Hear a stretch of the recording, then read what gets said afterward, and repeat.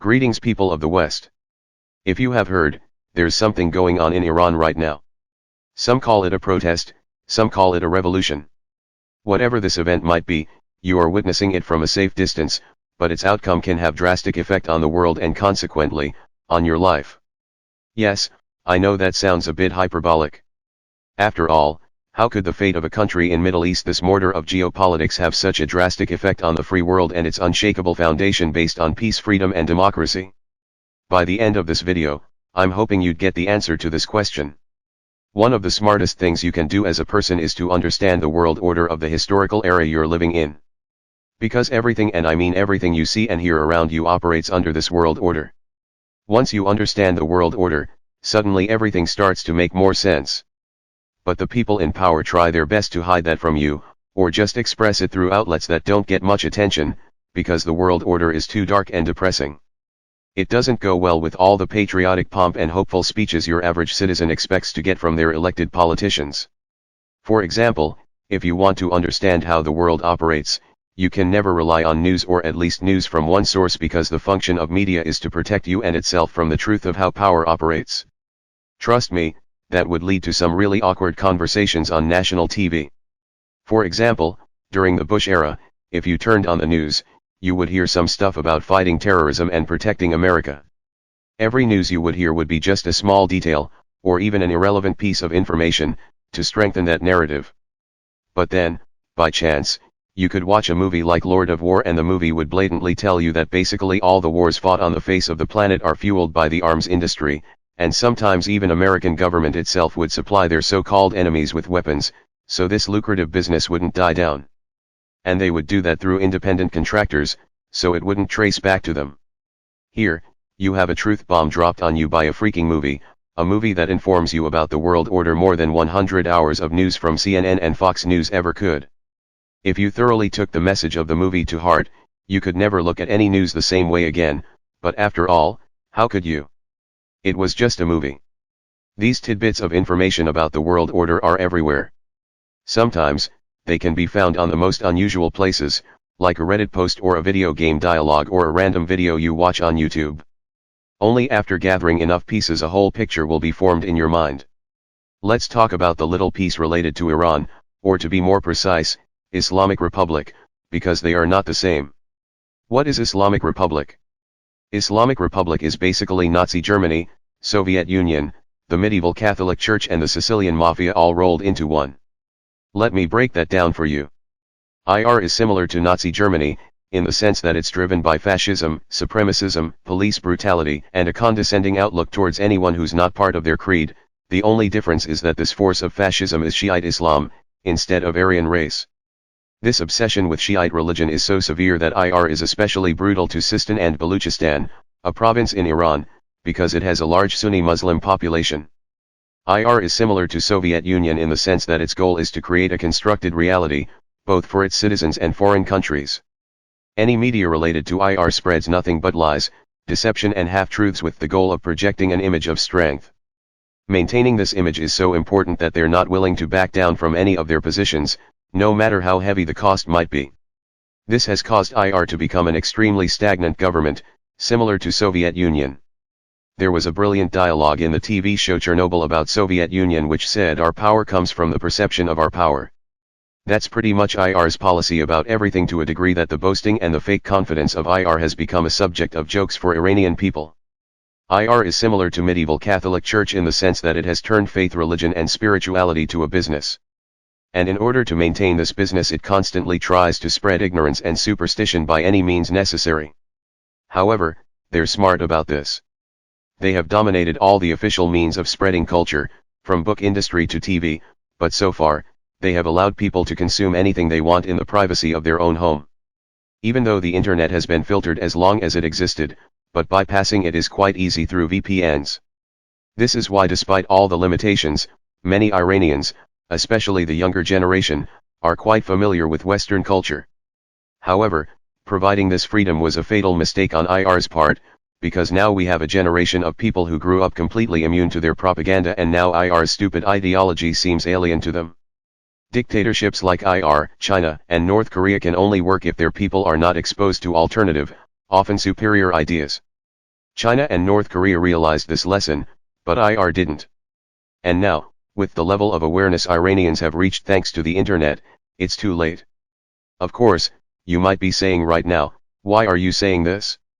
You're just giving them ideas. Well, dear friends, trust me. They do not need anyone to put ideas in their head. Ever since 2019 protests, they have been determined to make Iran's internet national, same as China.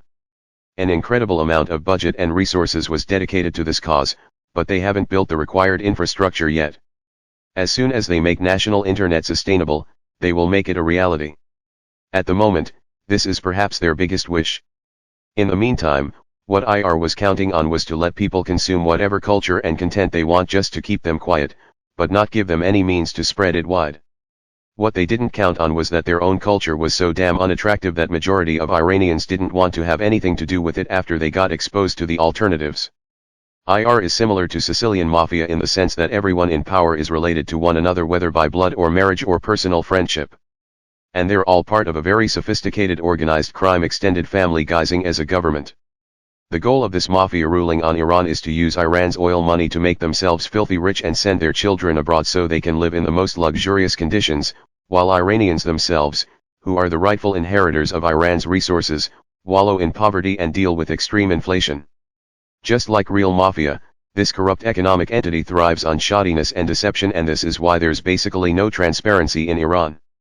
Just like real mafia, this entity also has a very brutal side designed to suppress anyone who objects to their corruption. The thugs and mercenaries who serve this mafia do not believe in anything, and their so-called religion gives them the same amount of conscience and empathy that Catholicism gives to Sicilian mafia. They are more than willing to kill, rape and torture anyone who challenges the tyranny of their masters, while they are treated like dogs themselves, because they controlled by a simple reward and punishment technique. Just like mafia, anyone who is attracted to the system needs to be a real immoral bastard and a proper slave to his superiors. This is another reason that contributes to IR's stagnancy. It has a hard time attracting bright minds and true patriots due to how corrupt and untrustworthy it is, so Iranians are leaving the country on record numbers and we're dealing with a huge brain drain issue, while the power is constantly switched between the same old people. When you look at it from afar, it's impressive how one entity could fit so much toxicity inside it and not implode from within. IR is so fundamentally wrong that it benefits its enemies and makes it allies miserable. But you need to realize that IR came close to downfall many times, especially in 2009 and 2019/2020. But all the uprisings have been brutally cracked down, with an unbelievable number of people killed or imprisoned. But you probably don't know about any of this stuff, because the interest of Iranians is not the same as the interest of Islamic Republic, so these news don't get much coverage. If you're on the younger side, the biggest news you heard about Iran was probably in 2020, when Qasem Soleimani was killed by the direct order of Donald Trump. When the news broke out, everyone freaked out. People pointed out the similarity of this incident to the assassination of Franz Ferdinand, and the internet started making memes about World War III. Everyone wondered how the Islamic Republic would respond. Everyone was waiting for a great show of power, a terrifying act of revenge. Trump haters were apologizing to Iranians left and right and were asking for the immediate removal of this criminal warmonger. There were casualties in response to Soleimani's death. Some Iranians were trampled to death during his funeral. Some Iranians were killed when IRGC, Islamic Republic's personal army, decided to shoot down Flight 752 due to some quote-unquote human error amidst heightened tension between Iran and US. IRGC launched over 12 ballistic missiles at some American bases in Iraq as an act of revenge, but there was not a single scratch on the face of an American citizen. Some say Americans were warned beforehand. So US kills an Iranian general. In response, hundreds of Iranians die whether deliberately or by accident by the hands of Islamic Republic. And that's pretty much the end of it. A normal person would be glad the whole thing is over and no World War III happened.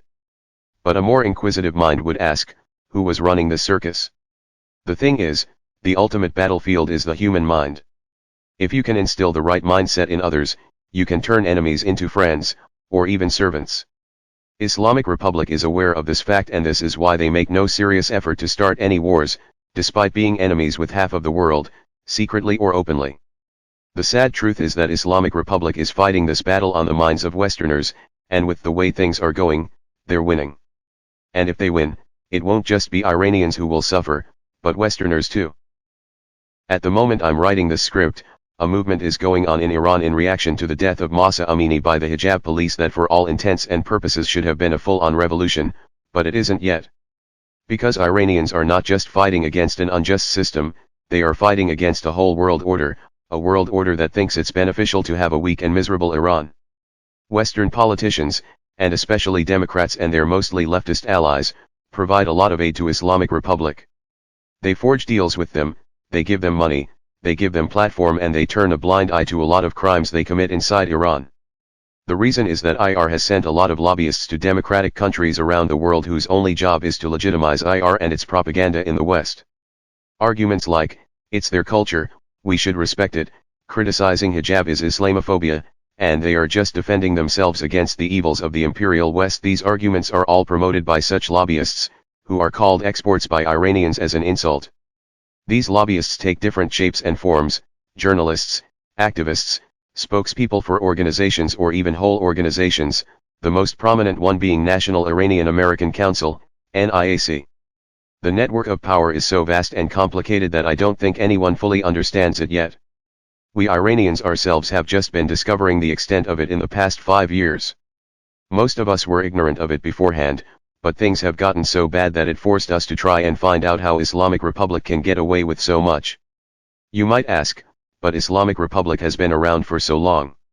What was so special about 5 years ago? The answer can be summarized in one phrase: the downfall of reformists.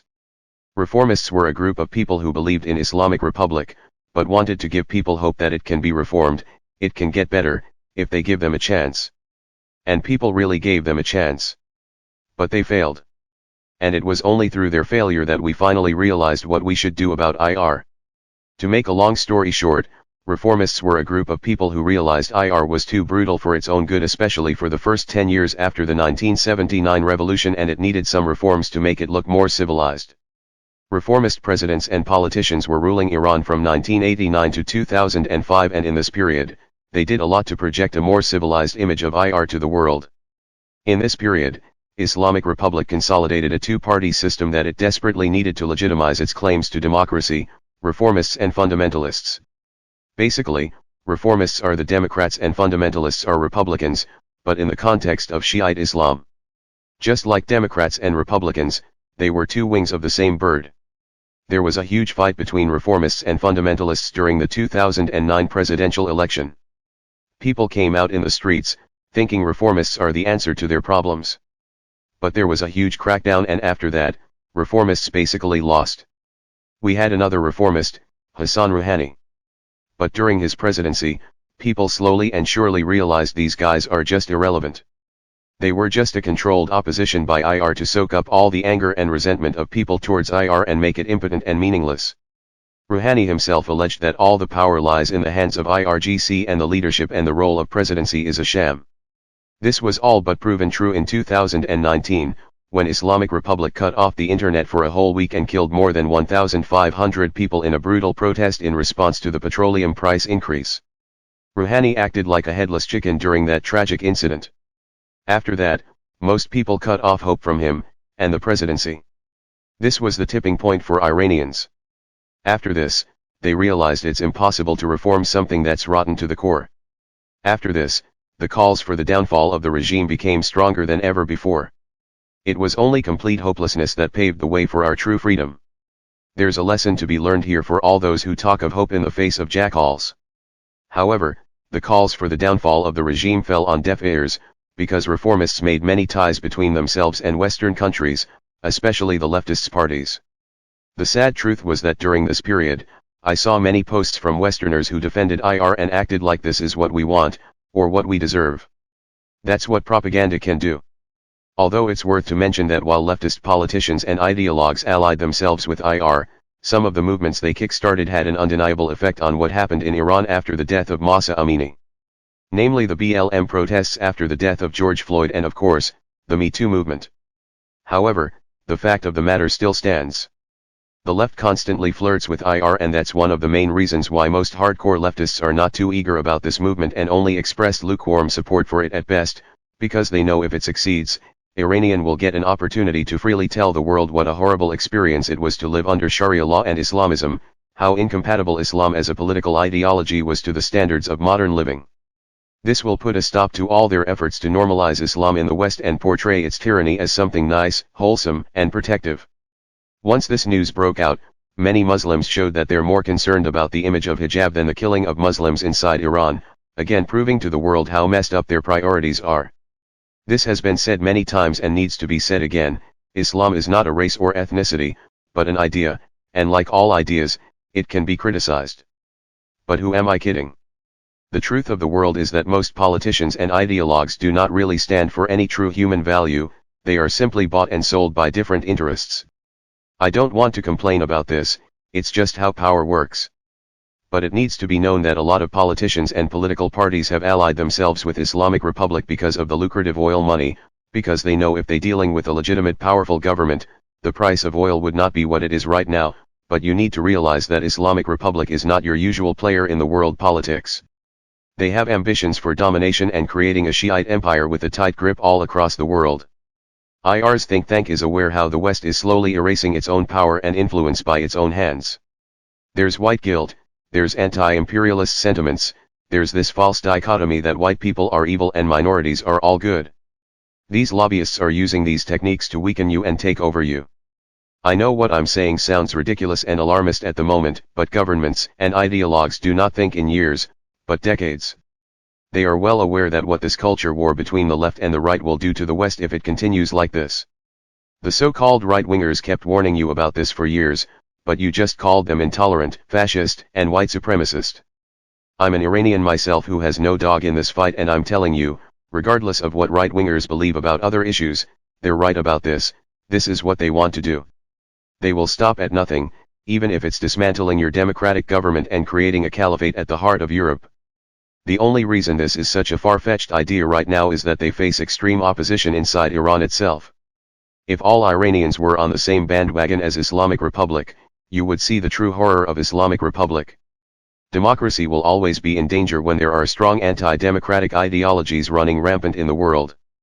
I know that a lot of you Westerners are legitimately concerned about being Islamophobic and it comes from the goodness of your heart, but you need to realize that this opposition is not necessarily directed towards Islam, but Islamism.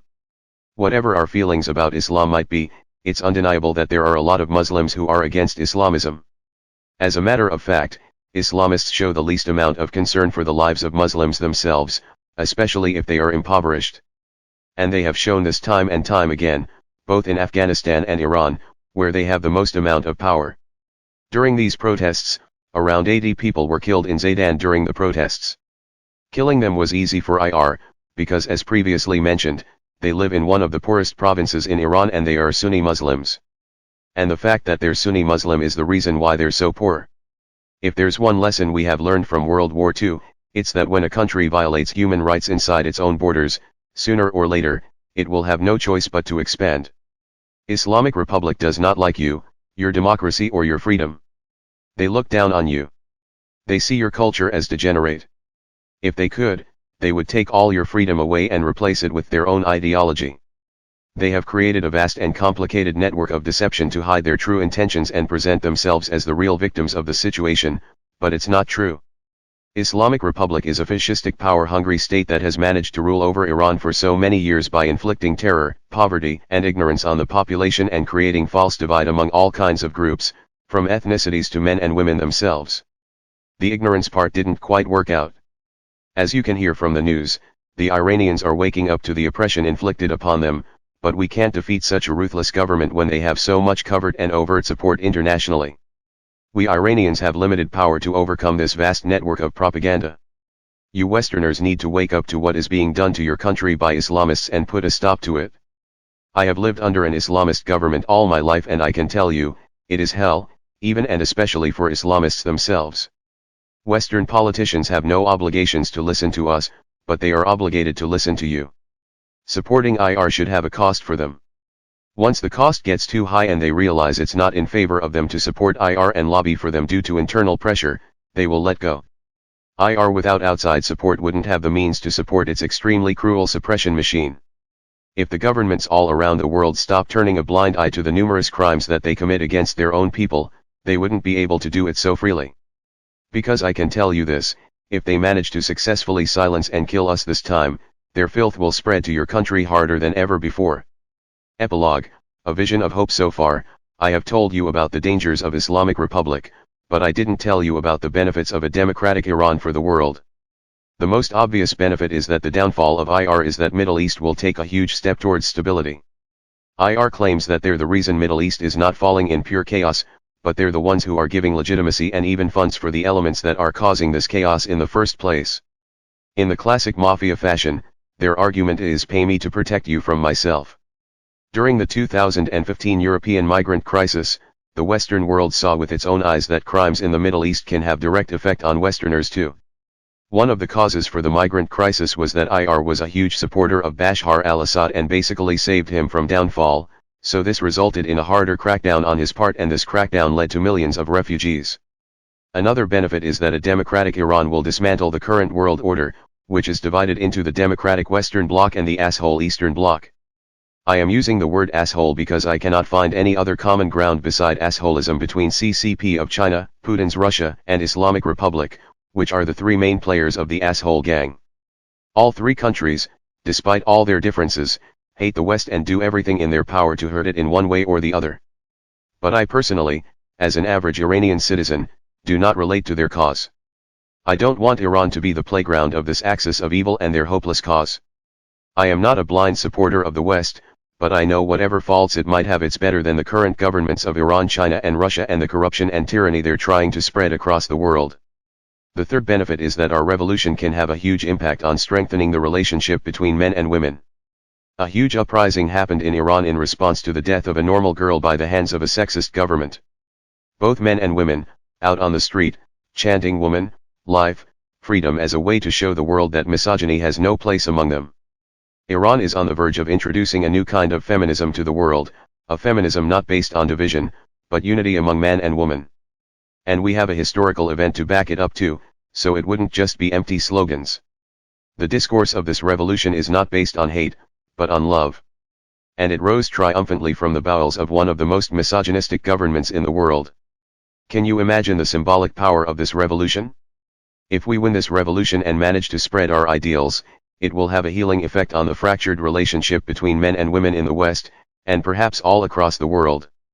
The fourth benefit is that if Iran becomes democratic, it will be open to an international market, and a lot of businesses and companies can take advantage of Iran's huge population and their interest in products that are offered internationally. A lot of Iranians want to see foreign movies without censorship in their cinema, they want to attend anime, video game, and entertainment conventions in Iran, they want to read translated uncensored books by legal authorization of their writers and publishers, they want to be able to buy whatever they want from Amazon or eBay.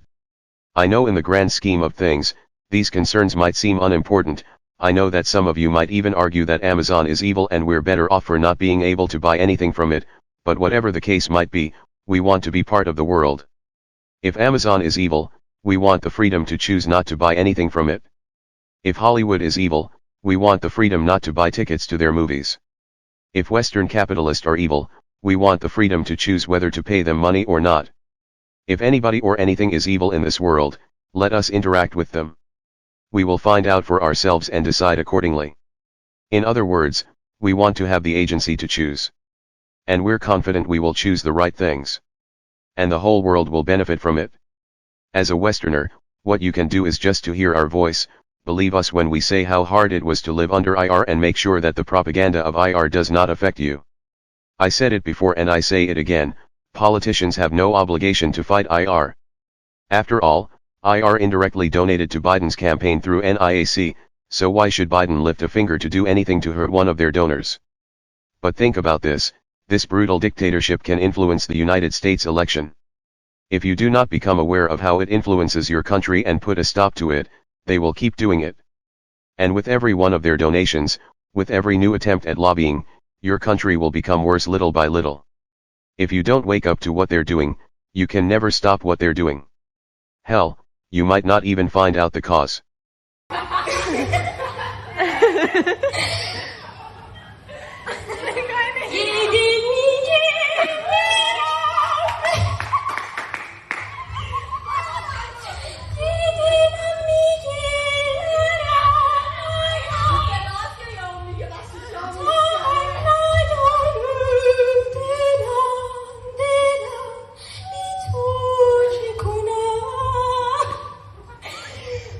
在云南，谢谢大家。